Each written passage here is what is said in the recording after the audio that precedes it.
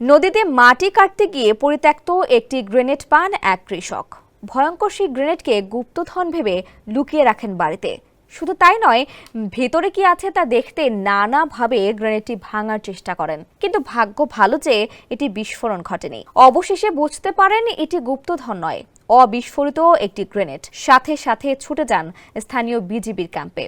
পরে বিজিবি থানা পুলিশকে অবগত করলে পুলিশ গ্রেনেডটি উদ্ধার করে। এই ঘটনা লালমনিরহাটের পাটগ্রাম উপজেলায়। থানার ওসি আশরাফুজ্জামান সরকার জানান, গ্রেনেডটির আনুমানিক ওজন 500 গ্রাম। তার ধারণা এটি 1971 সালের গ্রেনেড। এটি নিষ্ক্রিয় করতে সেনাবাহিনীর বিস্ফোরক ইউনিটকে খবর দেওয়া হয়েছে বলেও জানান তিনি। কৃষক লেবু মিয়া জানান, 25 থেকে 30 দিন আগে নদীতে মাটি কাটার এক পর্যায়ে মাটির নিচে কোদালের আঘাতের শব্দ পান। পরে লোহার মতো জিনিসটি পেলে সেটিকে গুপ্তধন ভেবে বাড়িতে নিয়ে যান তিনি।